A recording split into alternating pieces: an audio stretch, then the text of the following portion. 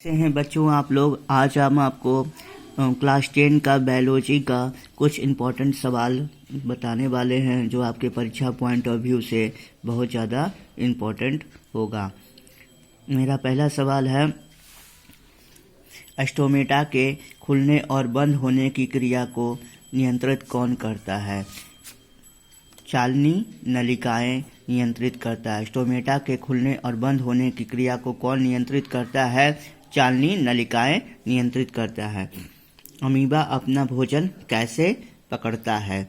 Amoeba अपना भोजन कैसे पकड़ता है? कूटपाद के द्वारा अपना भोजन पकड़ता है। पौधों में गैसों का आदान प्रदान किसके द्वारा होता है? पौधों में गैसों का आदान प्रदान रंध्र के द्वारा होता है। पौधों में गैसों का आदान प्रदान किसके द्वारा होता है?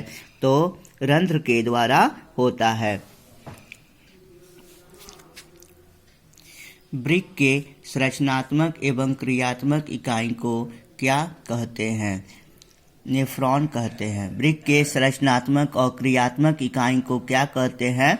नेफ्रॉन कहा जाता है। निम्न में से कौन उत्सर्जी अंग है? निम्न में से कौन उत्सर्जी अंग नहीं है? वृक्क, आग्नेयाशय, आँख, कोई नहीं। तो मेरा सही ऑप्शन होगा उत्सर्जी अंग कौन नहीं है? वृक्क नहीं है। तो उत्सर्जी अंग कौन सा है? आग्नेयाशय है, आँख है। मनुष्य में वृक्क संबंधित है किससे? मनुष्य में वृक्क संबंधित है किससे? पोषण से, श्वसन से, उत्सर्जन से, परिवहन से।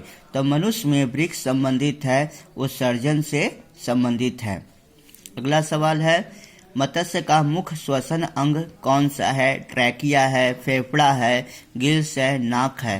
तो मनुष्य का मुख्य श्वसन अंग है गिल्स। मत्स्य का मुख्य श्वसन अंग कौन सा है? गिल्स है। मेरा अगला सवाल है, निम्न में सबसे तेज हृदय धड़कन किसका होता है? ऑप्शन है हेल, चूहा, हाथी, आदमी। तो तेज धड़कन किसका होता है? आदमी का सबसे तेज धड़कन होता है। मेरा अगला सवाल है, फूल का कौन सा भाग फल में बदलता है? ऑप्शन है पुकेसर, स्त्रीकेसर, अंडाशय, बीजांड। तो फूल में का कौन सा भाग फल में बदलता है? अंडाशय। अंडाशय जो है जो फल में बदल देता है। अगला सवाल है, अमीबा में अधिकांश पोषण कैसे होता है? ऑप्शन है शाकाहारी, अंतःग्रहण, सर्वाहारी, स्वपोषी के रूप में। तो अमीबा में पोषण कैसे होता है? अमीबा में पोषण अंतःग्रहण द्वारा होता है। अगला सवाल है, पौधों में उत्सर्जी पदार्थ हैं। ऑप्शन है गोंद, टैनिन, रेजिन, इनमें से कोई नहीं। तो पौधों में उत्सर्जी पदार्थ है, जो ऑप्शन दिया हुआ है इनमें से कोई ऑप्शन नहीं होगा। तिलचट्टा में कितने जोड़े श्वास रंध्र पाए जाते हैं? ऑप्शन है 2, 8, 10, 6।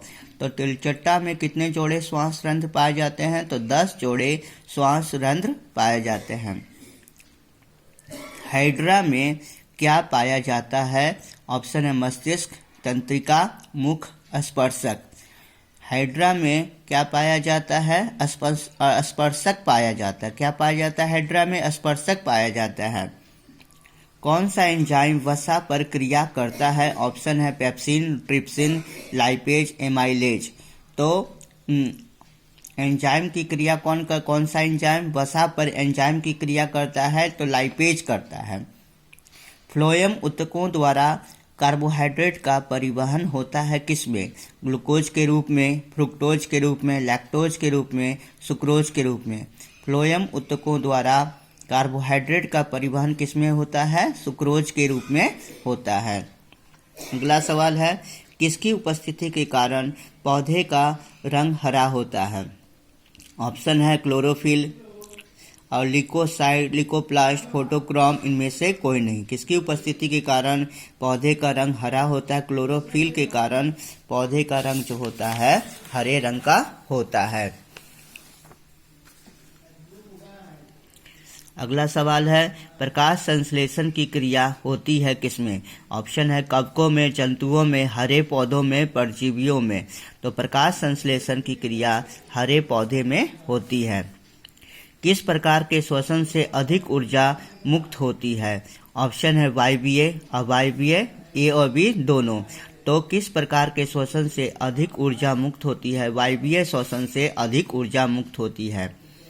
अगला सवाल है, सजीव जीवधारियों द्वारा किस प्रकार की नाइट्रोजनी पदार्थ कचरा का उत्सर्जन होता है? अमोनिया, यूरिक अम्ल, यूरिया, इनमें से सभी। तो ऑप्शन होगा इनमें से सभी। यानी सजीव जीवधारियों द्वारा किस प्रकार की नाइट्रोजनी पदार्थ यानी कचरा का उत्सर्जन होता है? अमोनिया का, यूरिक अम्ल का, यूरिया का, तीनों का होता है। अगला ऑप्शन है, अगला सवाल है, वसा का पाचन करता है। वसा का पाचन कौन करता है? ऑप्शन है पेप्सिन, ट्रिप्सिन, लाइपेज, एमाइलेज। तो ऑप्शन हो जाएगा वसा का पाचन जो है लाइपेज करता है। कौन करता है? लाइपेज। सभी हरे पौधे होते हैं। ऑप्शन है स्वपोषी, मृतजीवी, परजीवी, इनमें से सभी। तो सभी पौधे, हरे पौधे जो होते हैं स्वपोषी होते हैं। इनमें से किसकी उपस्थिति के कारण रक्त लाल दिखाई देता है? थ्रोम्बिन, ऑप्शन है फाइब्रिन, होमोग्लोबिन, सीरम। तो इनमें से किसकी उपस्थिति के कारण रक्त लाल दिखाई देता है? होमोग्लोबिन के कारण जो है रक्त लाल रंग का दिखाई देता है। इनमें कौन वसा को वसा अम्ल तथा ग्लिसरॉल में बदलता? ऑप्शन है सक्रिय पेप्सिन, लाइपेज, एमाइलेज और इन्वर्टेज। तो कौन सा वसा तथा ग्लिसरॉल में बदलता है? वसा को वसा अम्ल तथा ग्लिसरॉल में बदलता है। तो आंसर हो जाएगा लाइपेज। स्वपोषी पोषण के लिए क्या आवश्यक है? ऑप्शन है क्लोरोफिल, कार्बन डाइऑक्साइड तथा जल, सूर्य का प्रकाश, उपरोक्त में से सभी। तो स्वपोषी पोषण के लिए आवश्यक क्या है? उपरोक्त में से सभी। क्लोरोफिल आवश्यक है, कार्बन डाइऑक्साइड तथा जल आवश्यक है, सूर्य का प्रकाश आवश्यक है। मनुष्य में मानव हृदय में पाए जाते हैं। ऑप्शन है 3 बेस्म, 2 बेस्म, 4 बेस्म, 5 बेस्म। तो मानव हृदय में 4 बेस्म पाए जाते हैं। मेरा अगला सवाल है, निम्नांकित में से कौन मलेरिया परजीवी है? ऑप्शन है प्लाज्मोडियम, लेशमैनिया, प्रोटोजोआ और इनमें से कोई नहीं। तो मनुष्य में मलेरिया परजीवी कौन सा है? प्लाज्मोडियम हो जाएगा। कवक में पोषण की कौन सी विधि पाई जाती है? ऑप्शन है मृतजीवी, समभोजी, स्वपोषी, कोई नहीं।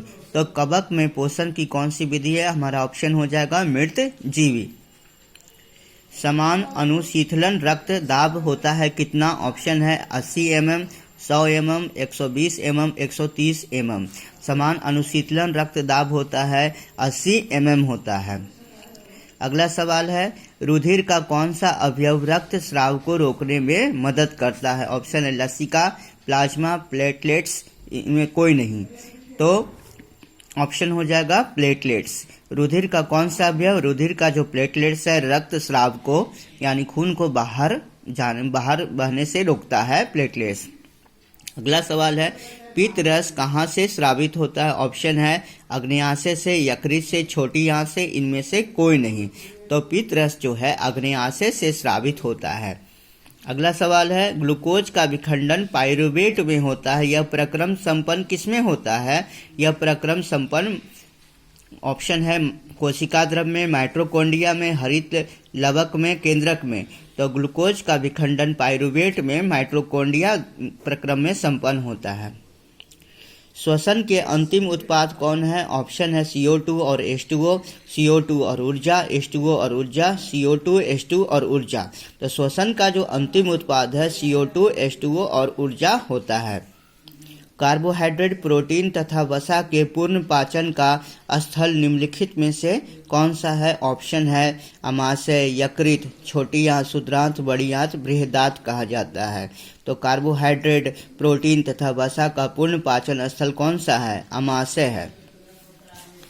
मेरा अगला सवाल है, अल्कोहल में उबली पत्ती पर आयोडीन विलयन का कुछ बूंद डालने पर पानी का रंग हो जाता है कैसा? पानी का रंग गुलाबी हो जाता है। अगला सवाल है, पादप में जाइलम उत्तरदायी है जल का वहन करने के लिए। स्लाइड को सर्वप्रथम कंपाउंड माइक्रोस्कोप से देखा जाता है कितना पर 10x पर देखा जाता है। निम्नलिखित में से किसे कोशिका का ऊर्जा द्वार के रूप में जाना जाता है। एटीपी को कोशिका का ऊर्जा द्वार के रूप में जानते हैं। हृदय से रक्त यानी रुधिर को संपूर्ण शरीर में पंप किया जाता है किसके द्वारा, निलय के द्वारा। हृदय में रक्त यानी रुधिर का संपूर्ण शरीर में पंप किया जाता है निलय के द्वारा। निम्नलिखित में से कौन से यंत्र का उपयोग रक्तदाब मापने में किया जाता है।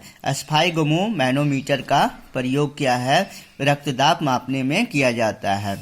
मेरा अगला सवाल है, रक्त का कौन सा अवयव घायल स्थान से रक्त स्राव के मार्ग को रक्त का थक्का बनाकर अवरुद्ध करता है। लसिका। लसिका जो है घायल स्थान से रक्त स्राव के मार्ग को रक्त का थक्का बनाकर अवरुद्ध करता है।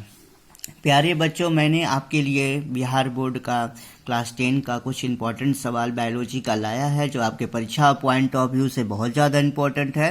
ये सब ऑब्जेक्टिव सवाल को आप पढ़ करके समझ करके और आप अपने परीक्षा में फ़ायदा हो सकता है। कृपया मेरे चैनल को लाइक कीजिएगा, सब्सक्राइब कीजिएगा और ज़्यादा से ज़्यादा शेयर कीजिएगा ताकि मैं आपके लिए अच्छे और वीडियो ला सकूँ। बाय बच्चों।